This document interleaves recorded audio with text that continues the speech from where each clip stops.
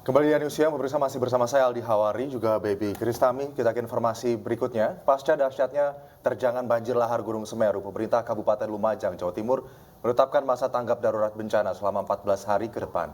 Ya, masa tanggap darurat bencana ini ditetapkan untuk mempercepat penanganan pasca bencana.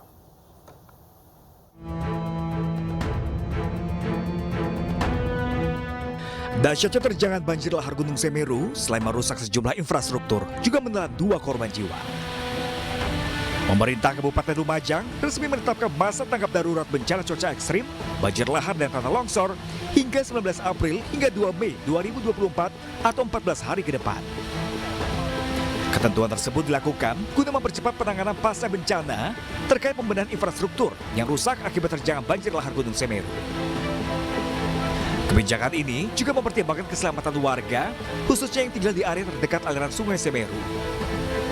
Warga yang berada di area zona berbahaya terdampak aliran lahar diimbau mengevakuasi diri ke tempat yang lebih aman. Karena apa? Sesuai data dari BMKG, ini intensitas curah hujan masih akan tinggi sampai dengan 21 April. Sehingga kami akan menetapkan status tanggap darurat bencana itu sampai dengan di atas tanggal 21 April. Ya, mudah-mudahan mohon doanya semua, mudah-mudahan tidak ada bencana banjir atau longsor susulan. Status tanggap darurat ini juga mengacu pada prediksi BMKG terkait terjadi cuaca ekstrim dan akan dievaluasi kembali sesuai perkembangan kondisi yang terjadi. Dari Lumajang, Jawa Timur, Yai Nugroho, iNews melaporkan. Pemirsa, untuk mengetahui bagaimana situasi dan kondisi terkini pasca banjir lahar dingin di Lumajang, Gunung Semeru, kami telah terhubung bersama rekan Yayan Nugroho. Selamat siang, Yayan. Situasi terkini di sana bagaimana pasca penetapan tanggap darurat bencana? Ya, selamat siang Aldi dan juga Baby. Saat ini saya berada di Dusun Sumber Langsep, di mana Dusun Sumber Langsep ini menjadi salah satu dusun yang terdampak terjangan banjir lahar Gunung Semeru yang terjadi pada Kamis malam kemarin. Ada sekitar 135 kepala keluarga yang saat ini masih terisolir karena memang akses jembatan yang menjadi akses satu-satunya warga sekarang tertimbun oleh material banjir berupa bebatuan dan pasir. Ya, saat ini untuk warga sendiri memang kesulitan untuk mencari sembako dan warga terpaksa harus melintasi jalur lahar ini meskipun saat ini arus juga masih cukup deras. Namun karena memang kebutuhan sembako mulai menipis di Dusun Sumber Langsep, warga akhirnya terpaksa nekat melewati jalur lahar Gunung Semeru ini. Keadaan ini juga diperparah dengan jaringan listrik yang juga terputus karena terjangan banjir lahar Gunung Semeru Kamis kemarin, Aldi. Iya, Mas Yayan, ini Anda katakan ada 135 kakak yang terisolir hingga saat ini. Lalu apa saja antisipasi yang dilakukan oleh dinas setempat dan juga warga untuk mengantisipasi adanya banjir lahar dingin susulan? Apakah di sana sudah ada tersedia posko-posko evakuasi yang bisa dilakukan, bisa dihuni oleh warga untuk sementara? Ya, untuk mengantisipasi banjir lahar susulan, memang pihak BPBD Kabupaten Lumajang telah mengimbau kepada warga jika terjadi hujan deras, diimbau warga untuk mengevakuasi diri ke bukit yang ada di belakang saya ini untuk menyelamatkan diri. Iya, hingga saat ini mungkin sudah ada berapa warga yang melakukan evakuasi ke tempat yang Anda tadi sebutkan? Ya, untuk saat ini memang cuaca masih cerah, namun nanti jikalau hujan kembali turun, maka warga akan secara mandiri mengevakuasi diri ke bukit-bukit yang ada di Dusun Sumber Langsep ini. Oke, Yayan, imbauan yang diberikan oleh BNPB, BPBD, atau mungkin PVMBG yang memantau aktivitas vulkanik di sana kepada warga di sekitaran kawah Gunung Semeru, apa yang harus diantisipasi? Ya, BPBD sendiri memang mengimbau warga untuk menjauhi jalur aliran lahar saat terjadi hujan karena memang berpotensi terjadi banjir lahar susulan, Aldi. Baik. Yayan Nugroho, untuk sementara terima kasih atas laporan Anda. Kami akan terus memperbarui informasi dari situasi tanggap darurat bencana di Gunung Semeru. Terima kasih dan selamat bertugas kembali. Baik pemirsa, kita ke informasi selanjutnya. Abu vulkanik dari erupsi Gunung Ruang di Sulawesi Utara meluas hingga mengganggu aktivitas penerbangan di sejumlah daerah seperti di Bandara Sultan Hasanuddin Makassar, Sulawesi Selatan. Ada 2 rute penerbangan dari Makassar ke Manado dan Ternate yang terpaksa harus dibatalkan.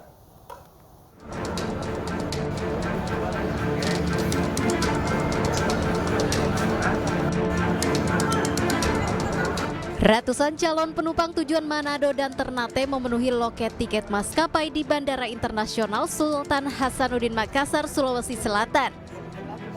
Mereka gagal berangkat imbas erupsi Gunung Ruang di Sulawesi Utara.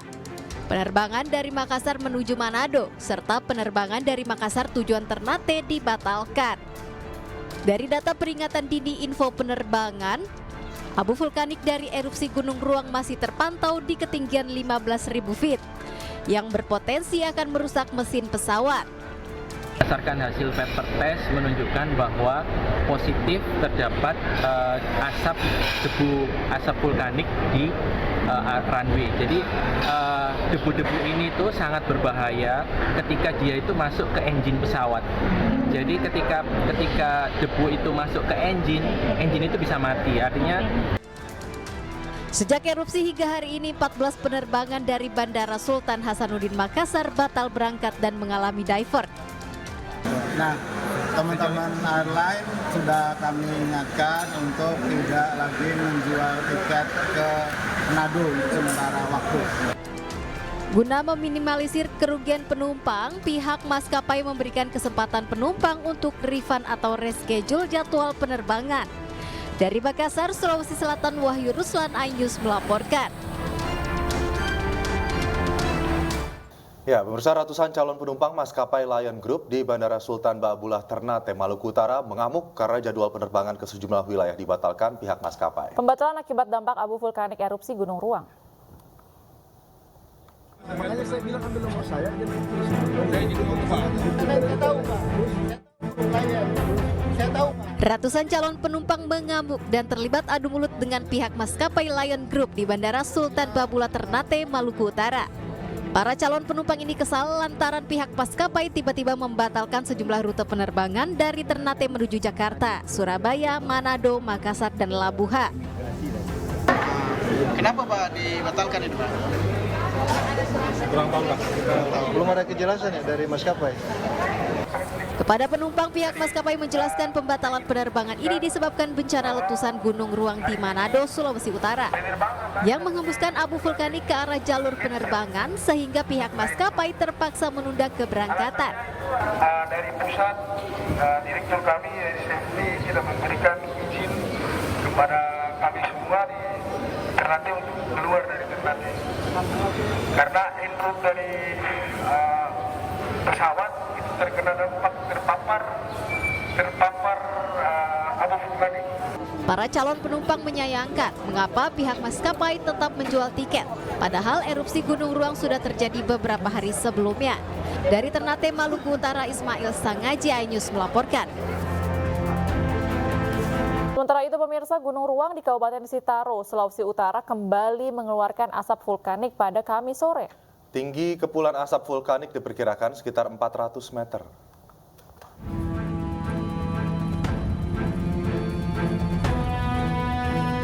Gunung Ruang di Kecamatan Tagulandang, Kabupaten Sitaro, Sulawesi Utara kembali mengeluarkan kepulan asap vulkanik pada Kamis 20 April pukul 5 sore waktu Indonesia bagian tengah. Walau tidak menimbulkan gemuruh dan mengeluarkan lava pijar, warga yang berada di zona merah diimbau tetap waspada dan mengungsi ke wilayah aman. Status Gunung Ruang masih berada di level 4 atau awas. Jam 5 tadi ada keluar asap lagi di Gunung Ruang, pemirsa sekalian. Jadi mungkin ini, tapi tidak ada getaran-getaran, tremor tidak ada, cuman letusan. Sebelumnya, Gunung Ruang mengalami 2 kali erupsi, yaitu pada 16 April dan 17 April malam waktu setempat. Dari Manado, Sulawesi Utara, Jeffrey Lagi, iNews melaporkan. Ya, Nah pemirsa, kita akan melihat bagaimana kondisi para pengungsi pasca erupsi Gunung Ruang. Langsung saja kita terhubung bersama rekan Jeffrey Langi di Posko Bencana Erupsi Gunung Ruang. Halo, selamat siang Jeffrey. Ya, pasca erupsi ini bagaimana kondisi para pengungsi? Ya, dapat saya laporkan Aldi dan Dedi, Pak Nisa. Saat ini saya berada di depan kantor Kapitalau di Kampung Kampung Sala, di mana lokasi ini dijadikan posko bersama atau posko utama dari erupsi Gunung Ruang di Kecamatan Tegelandang, Kabupaten Kepulauan Sitaro. Di mana di posko ini ditempatkan semua bantuan untuk para pengungsi. Dan kondisi pengungsi saat ini sejam yang lalu, di mana ada sejumlah pengungsi yang datang dari berbagai titik itu ke posko-posko pengungsi. Mereka mengaku kesalahan pemerintah karena mereka belum menerima bantuan sejak hari pertama erupsi. Menurut mereka hanya sampai data dari pihak kelurahan. Sehingga mereka mendatangi posko utama ini dan menanyakan bantuan-bantuan mereka. Sementara di tempat ini mereka hanya dijelaskan oleh petugas bahwa mereka menunggu data dari Kapitalau. Sementara menurut para pengungsi Kapitalau yang ada juga ikut mengungsi. Ya. Dan demikian kan Ali. Jeffrey, apakah ada informasi kenapa sampai saat ini belum ada bantuan dari pusat yang sampai kepada para pengungsi Gunung Ruang? Nah, setelah demikian dari informasi yang kami dapat dari Kepala BPBD Kabupaten Kepulauan Sitaro, di mana awalnya lokasi titik pengungsian yang hanya terdata di posko pengungsi itu 4 titik. Namun saat ini beberapa para pengungsi yang mengungsi di rumah keluarga, rumah kerabat, dan lokasi pengungsiannya sudah terjadi 30-an titik pengungsian, sehingga menurut BPBD setempat mereka kesulitan untuk menyalurkan bantuan dan mereka juga menunggu seluruh lurah-lurah dari lokasi-lokasi pengungsian untuk mendata para pengungsi dan menyalurkan bantuan tersebut melalui kelurahan.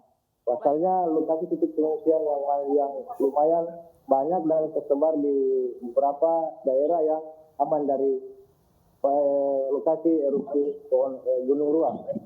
Sekian Aldi dan Dedi. Iya. Jeffrey, berarti saat ini para pengungsi masih menunggu bantuan juga dari BPBD setempat ya. Untuk hingga saat ini, kira-kira bantuan apa yang paling dibutuhkan di sana oleh para pengungsi, Jeffrey? Dan sudah ada berapa banyak pengungsi di sana? Yang datang dari beberapa titik pengungsian, di mana mereka masih membutuhkan makanan cepat saji. Karena menurut mereka bukan makanan yang mereka dapati beberapa hari terakhir, yaitu hanya dari donatur dan dari biaya mereka sendiri. Dan juga saat ini mereka membutuhkan perlengkapan baik seperti popok dan juga susu, dan selain itu obat-obatan untuk para lansia. Dan diketahui total dari seluruh pengungsi yang ada dari erupsi Gunung Ruang saat ini yaitu 2.045 jiwa yang tersebar di 30-an titik pengungsi. Sementara kondisi aktivitas Gunung Ruang saat ini sudah mulai menurun atau semakin landai sejak menurunkan aktivitas hari kemarin sore, di mana kepulan asap putih kecoklatan keluar dari kawah setinggi 400 meter. Namun walaupun aktivitas sudah menurun, pemerintah setempat tetap mengimbau warga untuk tidak beraktivitas dalam zona merah, yaitu radius 6 km dari kawah Gunung Ruang. Sekian Aldi dan Dedi. Baik, Jeffrey, sampai saat ini warga terus mengungsi dan masih menunggu bantuan dari BPBD setempat maupun pemerintah pusat. Terima kasih Jeffrey Langi atas laporan Anda dari Gunung Ruang, Sulawesi Utara. Selamat bertugas. Ya, pemirsa, kita ke informasi selanjutnya. Isak tangis histeris keluarga korban tertimbun longsor di Tana Toraja, Sulawesi Selatan, iringi pemakaman massal 10 jenazah korban yang dikubur dalam satu lubang liang lahat.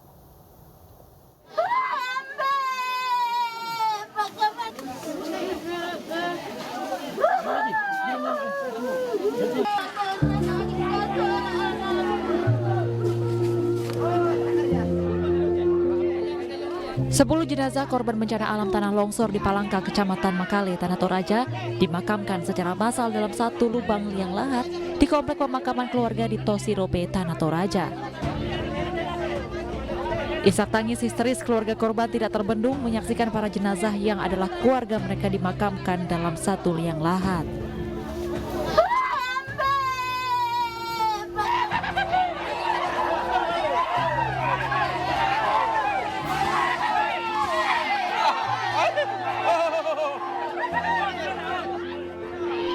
Meski diguyur hujan deras, namun proses pemakaman massal tetap dilakukan. Para warga dan keluarga berjibaku menandu 10 jenazah korban ke tempat peristirahatan terakhir dikarenakan akses menuju tempat pemakaman masih berlumpur.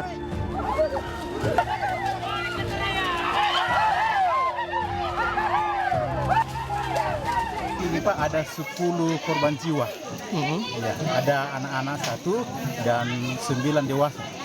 Itu sekeluarga semua atau gimana Pak? Ya ada semuanya, semua yang dikubur di sini ya keluarga dekat.